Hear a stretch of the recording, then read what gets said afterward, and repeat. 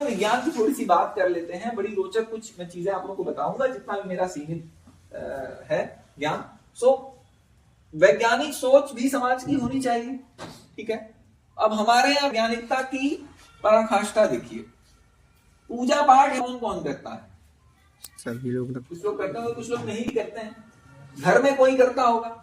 जब हम पूजा करते हैं, पूजा पाठ में विज्ञान की बात कर लेते हैं, तो जब हम पूजा पाठ कर रहे हैं उस समय हम क्या करते हैं? ध्यान करते हैं। कैसे बैठते हैं? जैसे अभी बैठे हैं, ठीक है। जनरली बल्कि मैं क्या अभी बैठो, बैठते हैं ऐसे ही। अब देखिए, पूजा करने से हमारी अपेक्षा क्या है?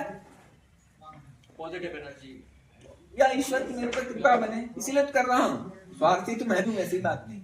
तो मैं पूजा कर रहा हूं, मैं चाह रहा हूं कि ईश्वर की कृपा मेरे ऊपर बनी रहे, ईश्वर मुझे आशीर्वाद दे। अब पूजा करने से ईश्वर, अब देखिए, मैं एक बार फिर आगे बढ़ने से पहले मैं फिर रिमाइंड आप लोगों को कराऊंगा। यहां पे बहुत सारी बातें होंगी, लेकिन सारी बातों का आपस में कनेक्शन है। लेकिन जब मूवी पूरी देखेंगे तब सारे कैरेक्टर समझ में आएंगे। लास्ट तक सस्पेंस बना रहता है। लेकिन यहां जो भी बातें की जाएंगी वो सभी आप कभी भी किसी भी मंच से टेस्ट कर सकते हैं। और लास्ट में हम प्रश्नोत्तर का भी समय देंगे। हम लोग खुला मंच भी करते हैं, किसी को कोई शंका हो या कोई कुछ जोड़ना चाहता हो तो वो जोड़ सकते हैं, ठीक है। अब बात कर लेते हैं पूजा पद्धति में वैज्ञानिकता। तो हमने क्या, मेरी अपेक्षा क्या है कि ईश्वर मुझे आशीर्वाद दे, आशीष दे, प्रसन्न रहे। पूजा करते समय मैं कैसे बैठ रहा हूं? पालथी मार। अब मान लीजिए बोतल कहां गई? बोतल, पानी की बोतल। हाँ। अब मान लीजिए, देखिए बेसिक फिजिक्स है। कोई भी चीज, चाहे वो लिविंग हो नॉन लिविंग हो, माने जीवित हो निर्जीव हो, कोई भी वस्तु हो, वो उतनी ज्यादा बैलेंस्ड होती है जितना उसका सेंटर ऑफ ग्रेविटी धरती की तरफ या नीचे की तरफ रहता है। या एकदम लेमैन की सेंटर ऑफ ग्रेविटी और ये गुरुत्व केंद्र, ये सब बड़ा टेक्निकल भाषा हो गई। मैं बिल्कुल लेमैन शब्दों में बातें करूं, बहुत सामान्य भाषा में। तो जिसका बेस चीज का जितना चौड़ा होगा या उसका वेट जितना नीचे की तरफ होगा, वो चीज उतनी ज्यादा बैलेंस्ड होगी। अब ये बॉटल इस परिस्थिति में ज्यादा बैलेंस है या इस परिस्थिति? इस वाली में। अब ये इस परिस्थिति में ज्यादा बैलेंस है या इस वाली परिस्थिति में? यहां से फिर भी की व्यवस्था है, यहां कर दूंगा तो अब क्या गिरेगी? ठीक बात है। यही चीज ह्यूमन बॉडी पे भी अप्लाई होती है। हम जो लोग जॉब वाले हैं, बैंक वाले खासकर, हमारी ज्यादातर समय किस पोस्चर में बीतता है? कुर्सी। ये रही कुर्सी, ये मेरा पीसी है, कंप्यूटर है, ठीक है। सो हमारा ज्यादातर समय किस पोस्चर में बीत रहा है? बैक में। अब जब हम ज्यादातर समय इस पोस्चर में बिता रहे हैं तो हमारे शरीर को जो बेस मिल रहा है टिकाने को या टिकने को, वो आपकी कूल्हे और पेट, इसी के बल पे हम लोग टिके हुए हैं। थोड़ा सा यहां टिके, थोड़ा ये टिके। यस और नो? ये देखिए कैसे टिकाऊं, थोड़ा यहां टिकाऊं, थोड़ा यहां टिकाऊं, यही टिकाऊं, जो बेस है इतना मिल रहा है।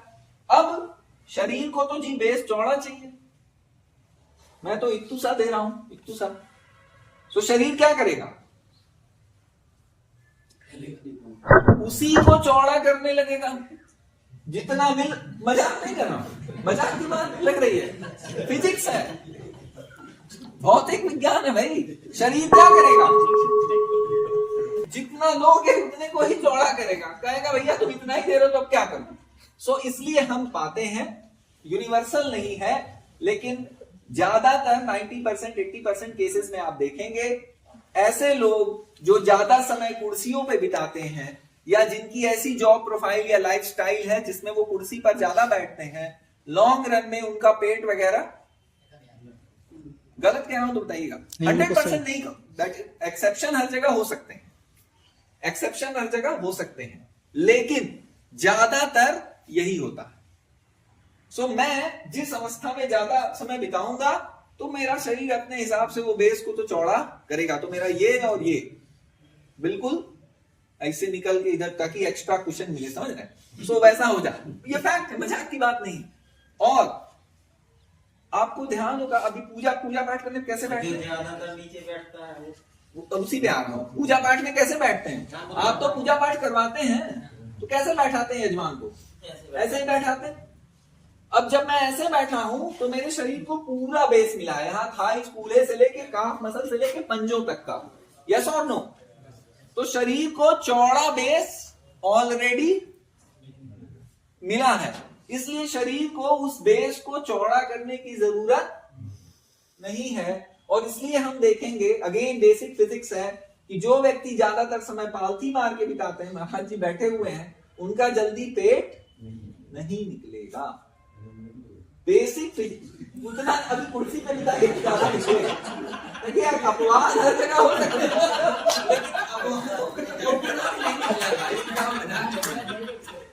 लेकिन थोड़ा बहुत मैं बात कर रहा हूँ बाय एंड लार्ज। मेरी बात समझ पा रहे हैं कि नहीं समझ पा रहे हैं? सेंस दे रही है कि नहीं, या नॉनसेंस बात कर रहा हूं? सो इसीलिए आप देखेंगे जो हमारे ऋषि मुनि होते थे, किसी ऋषि मुनि का आपको जल्दी ये नहीं दिखेगा कि पेट वेट निकला।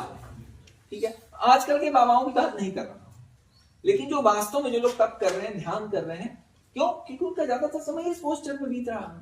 कैसे पेट निकलेगा? और ओबेसिटी या मोटापा, बहुत भैया बहुत सीरियस हो गए, क्या ऐसे ही बैठना? नहीं, मजाक कर रहा हूँ, बीच में ऐसी मजाक भी जरूरी है, कोई इतना भी गंभीर विषय नहीं चल रहा। चलिए, सो मोटापा जो है वो बहुत सारे रोगों की जड़ है। यस और नो? अगर मोटापा कंट्रोल में हो तो बहुत सारे रोगों से बचा जा सकता है। ब्लड प्रेशर है, शुगर है, ये वो। अब वैसे कोई मुझे बताता कि पालथी मार के बैठे हो रोज 1 घंटे 2 घंटे या जो भी है, तो मैं शायद नहीं मानता। लेकिन किसी ने यह बता दिया कि ऐसे मांग के पूजा करो, भगवान प्रसन्न होगा, आशीर्वाद देगा, तो मैं कर रहा हूं।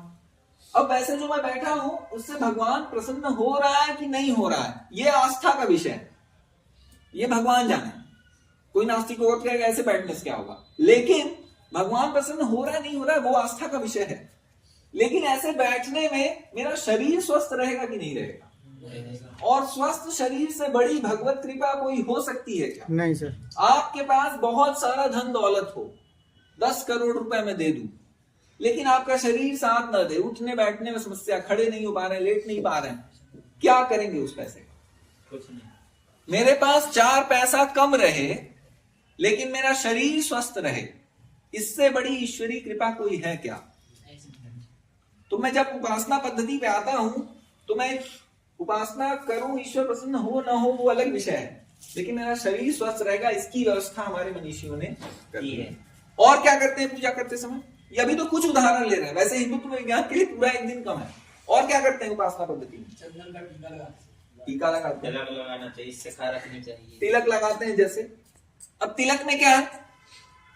तिलक क्यों लगाएं भाई? जो केंद्र होता है ना, केंद्र होता है, बिल्कुल ठीक है, चक्र होता है जी, हमारा उसमें ऊर्जा प्राप्त होती है, वो भी है। और हमारा जो शरीर है वो भिन्न भिन्न माध्यमों से पोषक तत्वों को ग्रहण करता है, करने की क्षमता रखता है। और ऐसा नहीं कि जो हम खाएं, बहुत सी दवाएं नाक में डाली जाती है, कान में डाली जाती है। किसी ने सुना है नाभि पे सरसों का तेल लगाओगे तो होंठ नहीं फटेगा? जी सर, सुना है सर। गलत कह रहा हूं? नहीं सर, और ऐसा सुना भी नहीं, करके देखिए। ये सर किया भी है सर। ठीक है, उसी तरह आपकी जो स्किन है उससे भी शरीर न्यूट्रिएंट्स एब्जॉर्ब करता है। अब जब मैं यहाँ तिलक लगा रहा हूं या चंद्रोली चंदन लगा रहा हूं, मेरी जो कैल्शियम की, एंटीबायोटिक्स की जो डेफिशिएंसी है वो इसको लगाने से दूर हो रही है। मैं ऊर्जावान दिख रहा हूं और स्किन मेरी वो उन तत्वों को एब्जॉर्ब कर रही है। छत्तीसगढ़ में पाया गया कि महिलाओं में आयोडीन की कमी हो रही थी। ठीक है, छत्तीसगढ़ में पाया गया महिलाओं में आयोडीन की कमी हो रही थी, तो सरकार ने एक प्रोजेक्ट निकाला, प्रोजेक्ट जीवन बिंदी। बिंदी लगाइए। और प्रोजेक्ट जीवन बिंदी क्या था? आयोडीन लगी बिंदियां महिलाओं में वितरित की गई कि वो बिंदी यहां पे लगाएंगी, शरीर आयोडीन उसमें से ग्रहण कर लेगा और उनकी आयोडीन की डेफिशिएंसी कम होगी या खत्म होगी। हमारे मनीषियों को सोचिए ये बात कब से पता थी, जो हमारे यहाँ तिलक लगाने का एक ओम का उच्चारण करते हैं, करते हैं। ये भी पूजा में